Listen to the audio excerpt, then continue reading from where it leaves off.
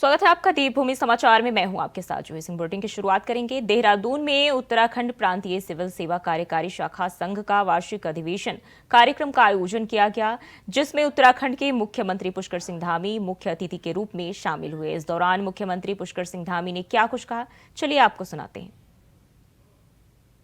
बुलाया और उधर देखिए 500 सालों की प्रतीक्षा समाप्त हुई। सब इंतजार कर रहे थे, प्रतीक्षा कर रहे थे। कितना संघर्ष हुआ कि भगवान राम जन्मभूमि पर रामलला विराजित हो, उनका मंदिर बने, उनकी प्राण प्रतिष्ठा हो। और ये जो अभी के दिनों में, वैसे तो हम में से सभी लोगों ने राम जन्मभूमि के आंदोलन को नज़दीक से देखा, लेकिन उससे पीछे की भी बहुत लंबी कहानी है, लंबा संघर्ष है। अनेकों लोगों ने अपनी जिंदगानी लगा दी, जवानी लगा दी, महात्माओं ने, संतों ने, अनेक हमारे जो है सामाजिक क्षेत्र में काम करने वाले लोगों ने, और कई पीढ़ियां लग गई। तब जाकर ये शुभ कार्य हुआ। जो लाभार्थी थे विकसित भारत संकल्प यात्रा में, उनके साथ मैंने संवाद किया था।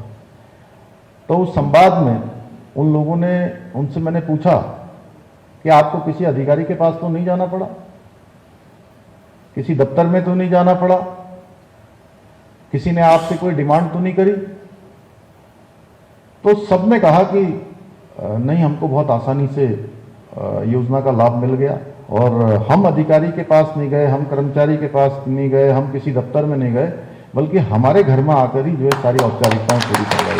टनल का जो रेस्क्यू था वो बहुत कठिन था, और वैसे समय में जब जिनके परिवार के लोग उसके अंदर फंसे हुए थे, टनल के अंदर, तो आप सोचिए कि उनकी मानसिक स्थिति क्या होगी। तो उनको संभालना, उनसे बात करना, अंदर के लोगों का भी हौसला बढ़ाना, आने जाने वालों का भी ख्याल रखना, और हमारे जो विभीषण, क्या कहते हैं हम उसको, जो जगह जगह पहुंचने वाले, नारद जी बहुत हमारे वो थे, सभी देवताओं के प्रिय थे, तो नारद की संज्ञा उनको दे सकते हैं। और देहरादून से बड़ी खबर सामने आ रही है। उत्तराखंड बीजेपी को लेकर पार्टी का बड़ा फैसला। दुष्यंत कुमार गौतम को प्रदेश प्रभारी की दोबारा मिली जिम्मेदारी। पार्टी के राष्ट्रीय महासचिव अरुण सिंह ने जारी की सूची।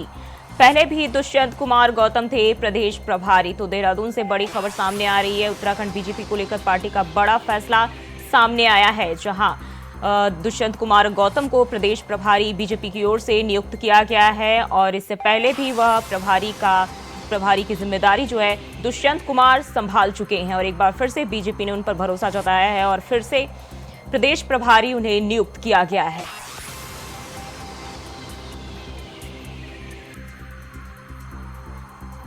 पहले भी दुष्यंत कुमार गौतम प्रदेश प्रभारी रह चुके हैं। और इसी खबर पर ज्यादा जानकारी के साथ अभय कैंतुरा हमारे साथ जुड़ गए हैं। अभय, दुष्यंत कुमार गौतम को दोबारा से प्रदेश प्रभारी नियुक्त किया गया है। बिल्कुल, उत्तराखंड कांग्रेस में बड़ा परिवर्तन है, और ये एक बड़ी जिम्मेदारी पार्टी के जो पूर्व में जो प्रदेश प्रभारी रहे दुष्यंत कुमार गौतम को, उन्हें इस बार राष्ट्रीय नेतृत्व की तरफ से दी गई है। पार्टी के राष्ट्रीय महासचिव अरुण सिंह की तरफ से जो पत्र जारी हुआ है, उसमें दुष्यंत कुमार गौतम को उत्तराखंड का प्रदेश प्रभारी पुनः नियुक्त किया गया है। और ये लोकसभा चुनाव के लिए काफी महत्वपूर्ण भी यहाँ पर समझा जा सकता है, क्योंकि बीजेपी में जिस प्रकार का संगठन काम करता है, जैसे रीति नीति बीजेपी की, तो उस रीति नीति से दुष्यंत कुमार गौतम भली भांति परिचित है। पिछला जो उनका कार्यकाल रहा है, उस दौरान उन्होंने पार्टी के कार्यकर्ताओं को मोटिवेट करने का काम यहाँ पर किया था। उनकी पार्टी के भीतर अच्छी पकड़ यहाँ पर समझी जा सकती है, और उत्तराखंड के विभिन्न पहलुओं को वो यहाँ पर समझते हैं। तो ऐसे में लोकसभा चुनाव के लिहाज से, रणनीति के बनाने के लिहाज से काफी महत्वपूर्ण निर्णय यहाँ पर समझा जा सकता है। और जैसे उनका कामकाज का तरीका रहा है, और जिस ओबीसी वर्ग से वो आते हैं, तो ऐसे में उनके लिए ये बड़ा चुनाव काफी महत्वपूर्ण भी यहाँ पर हो जाता है। और यही वजह रही कि उनका जो अनुभव उत्तराखंड में रहा, उनका जो कामकाज रहा, उसी को देखते हुए पार्टी ने उन्हें बड़ी जिम्मेदारी यहाँ पर दी है।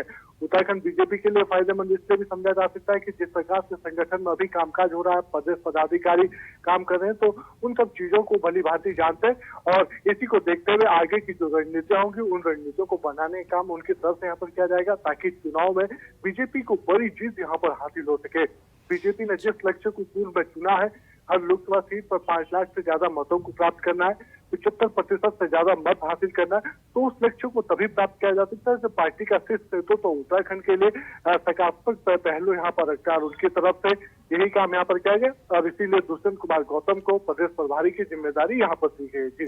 जी, अब है लोकसभा चुनाव की बात कर ले तो अब कम समय बचा है और प्रदेश में जो है किस तरह से जो बीजेपी रणनीति बनाएगी, अब प्रभारी का भी ऐलान कर दिया गया है और चुनाव में कम समय बचा हुआ है।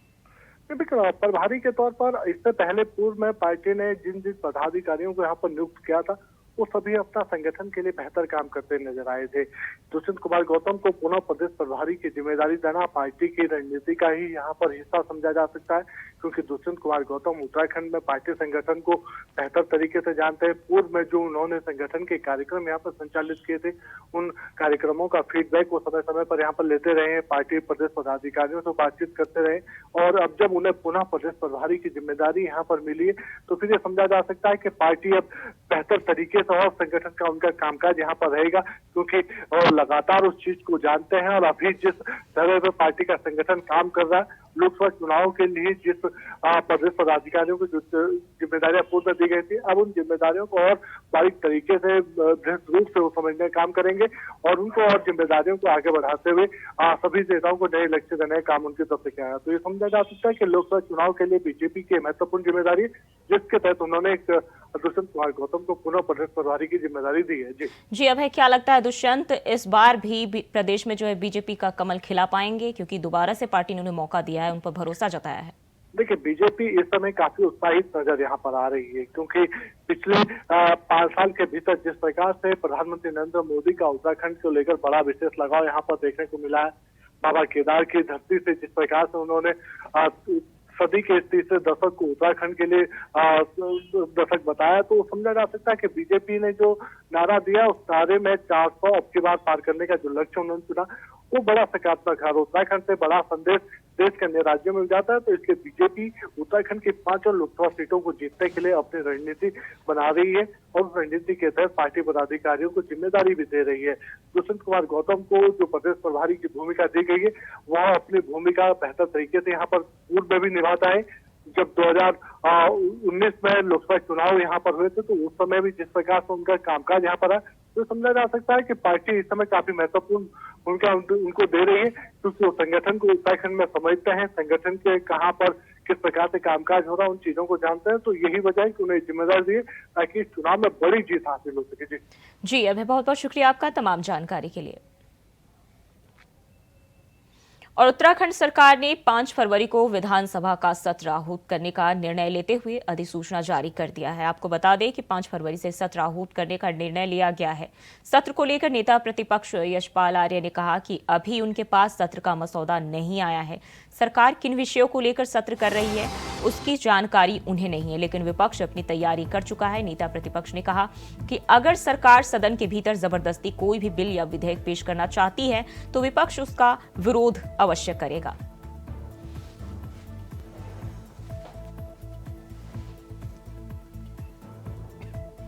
देखिए, इन्होंने सत्र आहूत किया है 5 तारीख से 8 तारीख का सत्र आहूत किया गया है।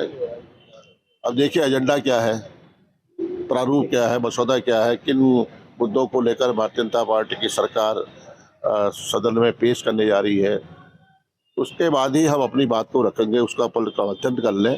लेकिन अगर कहीं भी इसमें सरकार थोपने का काम करेगी, क्योंकि यहाँ का जो मिजाज है, यहाँ का जो माहौल है, यहाँ पर विभिन्न जाति धर्म के लोग रहते हैं, उनकी अलग बोली है, भाषा है, वेशभूषा है, परंपराएं हैं, संस्कृति है, और थारू लोग हैं, बुक्साज हैं, भोटियाज हैं, जोहार हैं, विभिन्न धर्मों का पालन करते हैं और अपनी उनकी अलग अलग विशेषताएं हैं। और खबर देहरादून से है, जहां कांग्रेस पार्टी के राष्ट्रीय अध्यक्ष मल्लिकार्जुन खड़गे के आगमन को लेकर कांग्रेस पार्टी ने तैयारियां तेज कर दी है। आज कांग्रेस पार्टी के प्रदेश कार्यालय में प्रेस कॉन्फ्रेंस का आयोजन किया गया, जिसमें कांग्रेस पार्टी के प्रदेश अध्यक्ष करण माहरा, पूर्व मुख्यमंत्री हरीश रावत, पूर्व प्रदेश अध्यक्ष प्रीतम सिंह, नेता प्रतिपक्ष यशपाल आर्य, पूर्व प्रदेश अध्यक्ष गणेश गोदियाल मौजूद रहे। कांग्रेस पार्टी के प्रदेश अध्यक्ष करण माहरा का कहना है कि राष्ट्रीय अध्यक्ष के आगमन को लेकर कांग्रेस पार्टी के कार्यकर्ताओं में खासा उत्साह देखा जा रहा है। उनका कहना है कि प्रदेश में कानून व्यवस्था, बेरोजगारी, महंगाई को लेकर कांग्रेस पार्टी जनता के बीच में जाएगी। कांग्रेस पार्टी के राष्ट्रीय अध्यक्ष कार्यकर्ताओं को संबोधित भी करेंगे।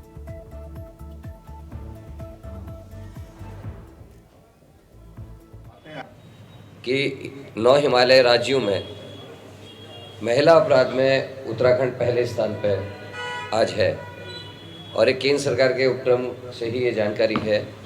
और एक नया प्रकरण अभी देहरादून में आया है, जिसमें फॉरेस्ट के अधिकारी वाला विषय शायद भी आप लोगों के संज्ञान में होगा। किस तरीके से एक विधायक की बेटी को, जो बीजेपी के विधायक है, उनको न्याय नहीं मिल रहा है, तो और सामान्य बेटियों का क्या हल होगा।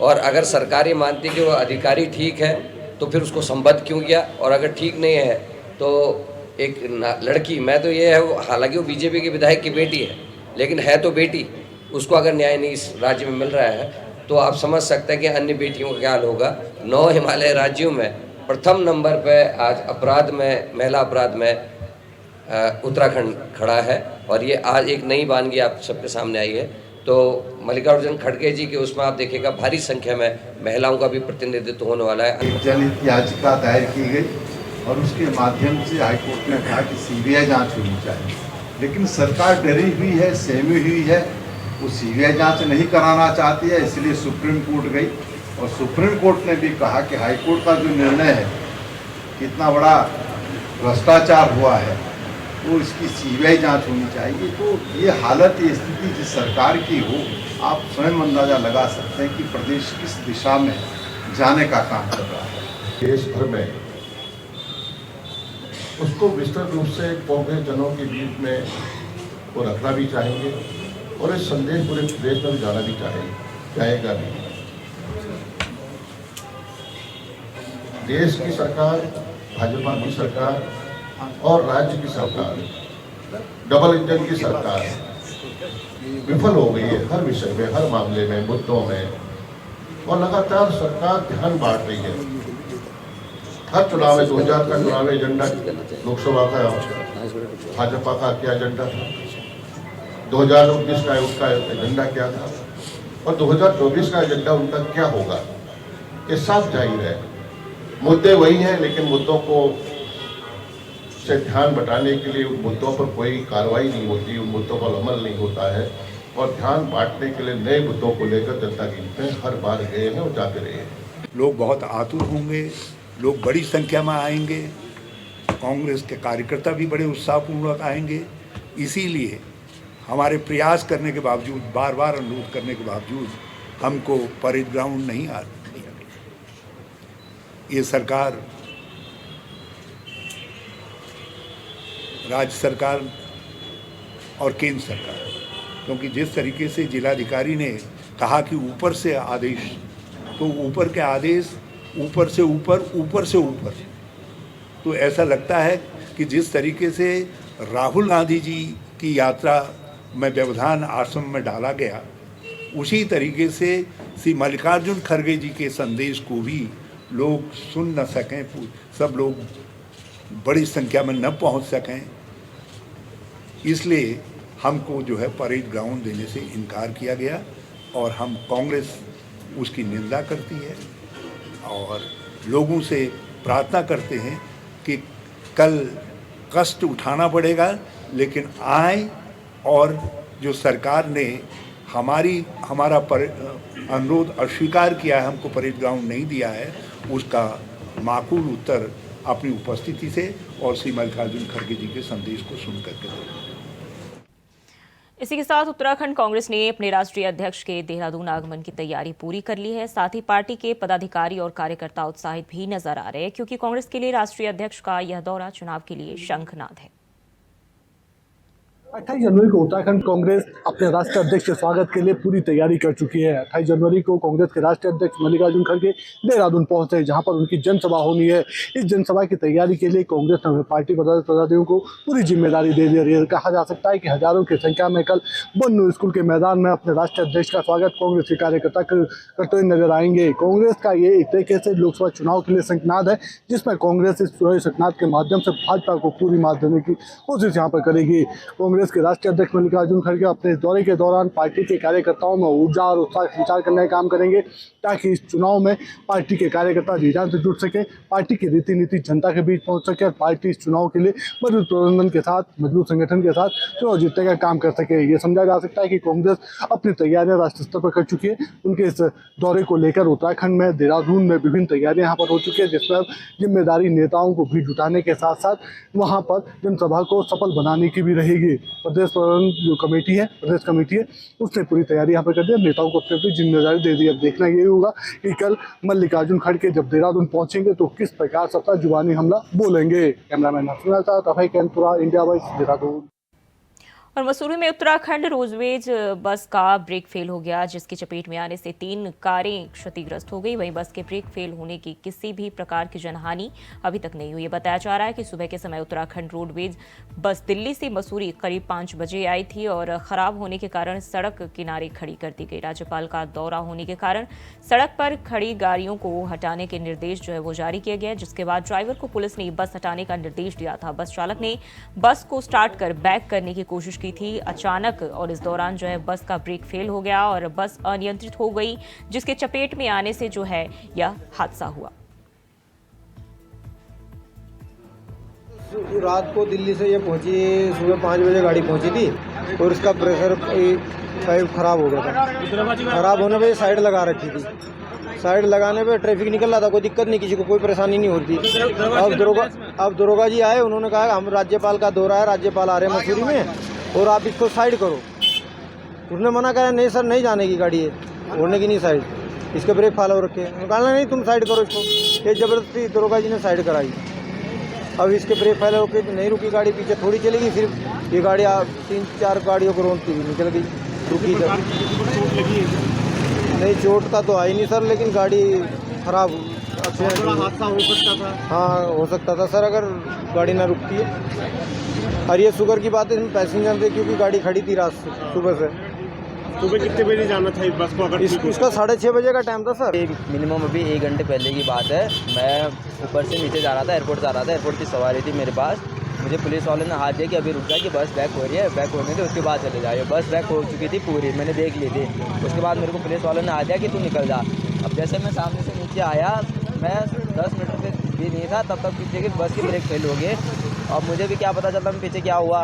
अब अचानक से बस ऊपर से नीचे आई और काम हो गया। नुकसान हुआ आपकी गाड़ी को? मेरी गाड़ी पूरी खत्म हो चुकी है। गाड़ी अब अब क्या किसने बात करी है कि रोडवेज वालों से? रोडवेज वाले कह रहे हैं कि हमें सुबह से हमारे प्रशासन वाले हमें परेशान करेंगे। प्रशासन वालों ने हमें बोला है कि तुम यहाँ से गाड़ी हटाओ, राज्यपाल आ रहा, गाड़ी हटाओ। अब हमने उसकी वजह से बस हटाई, जबकि पहले पता था, हमने बता दिया था कि बस की ब्रेक फेल देगी, फिर भी प्रशासन ने ज़बरदस्ती हटाया। कि जब मैंने अभी बोला तो प्रशासन कह रहे कि तुझे अपनी गाड़ी की पड़ी है कि यहाँ की राज्यपाल आ रहा है, बट प्रशासन को राज्यपाल बड़ा है, आम जनता बड़ी नहीं है। बढ़ते आगे खबर देहरादून से है, जहां गणतंत्र दिवस के मौके पर देहरादून जिले के डोईवाला में एक बड़ी घटना हो गई। बता दें कि डोईवाला शुगर मिल में 75वें गणतंत्र दिवस का कार्यक्रम आयोजित किया गया था, जहां सुरक्षाकर्मी द्वारा ध्वजारोहण से पहले ही गोली चल गई। साथ ही गोली चलने से शुगर मिल के अधिकारी निदेशक वरिष्ठ PCS अधिकारी दिनेश प्रताप सिंह घायल हो गए। घटना के बाद शुगर मिल के सुरक्षाकर्मी को निलंबित करते हुए जांच कमेटी गठित की गई है।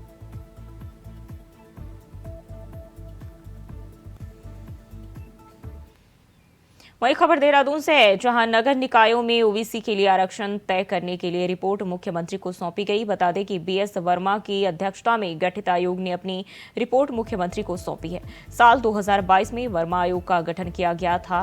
वहीं आयोग ने रिपोर्ट में OBC आरक्षण के संबंध में अपने सुझाव सरकार को दिए हैं। साथ ही रिपोर्ट सौंपे जाने के मौके पर प्रदेश के शहरी विकास मंत्री प्रेमचंद अग्रवाल भी मौजूद रहे।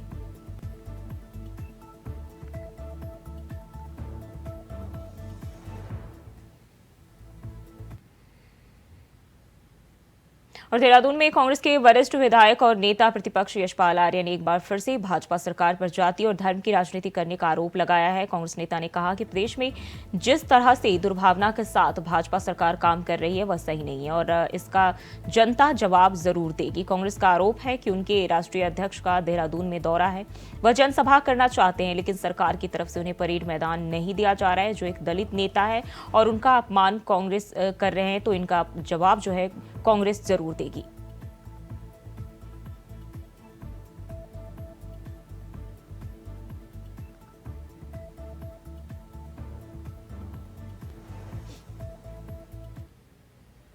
खबर रुड़की से है, जहां 26 जनवरी 2024 को परान कलियर शरीफ विश्वविख्यात दरगाह में देश की आज़ादी के बाद पहली बार देश का राष्ट्रीय ध्वज लहराया गया। वहीं इस कार्यक्रम में मुख्य अतिथि के तौर पर वक्फ बोर्ड के चेयरमैन शादाब शम्स के साथ कई अधिकारी मौजूद रहे थे और सैकड़ों की तादाद में जायरीनों और क्षेत्रीय लोगों के साथ मिलकर भारत माता की जयकारे के नारे लगाए।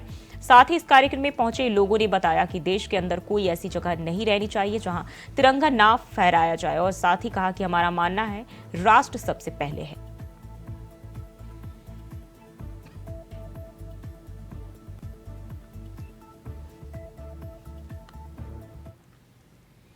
वही खबर हरिद्वार से है, जहां सरकार की स्वच्छता अभियान को प्रशासनिक अमला किस तरह से पलीता लगाने का काम कर रहा है, इसकी एक बानगी हरिद्वार की एक कॉलोनी में देखने को मिली।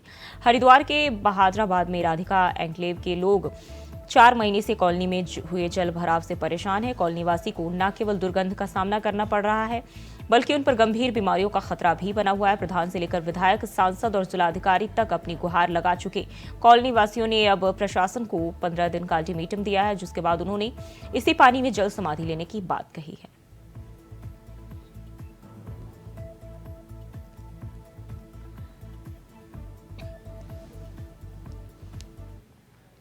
और उत्तराखंड राज्य के लिए बीता साल 2023 उपलब्धियों भरा रहा है। राज्यपाल लेफ्टिनेंट जनरल गुरमीत सिंह ने कहा कि 2023 में ग्लोबल इन्वेस्टर समिट के दौरान 3.5 लाख करोड़ से ज्यादा के एमओयू साइन हुए। उनमें से 25,000 करोड़ से ज्यादा के एमओयू की ग्राउंडिंग हो चुकी है। 6th वर्ल्ड डिजास्टर से लड़ने के चुनौतियों पर मंथन हुआ है।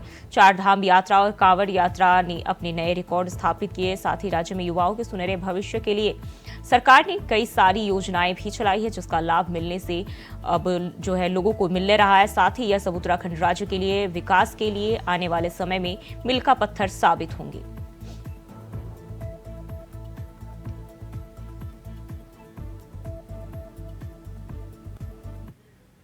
और देवभूमि समाचार में फिलहाल के लिए बस इतना ही। खबरों के लिए बने रहिए इंडिया वॉइस के साथ।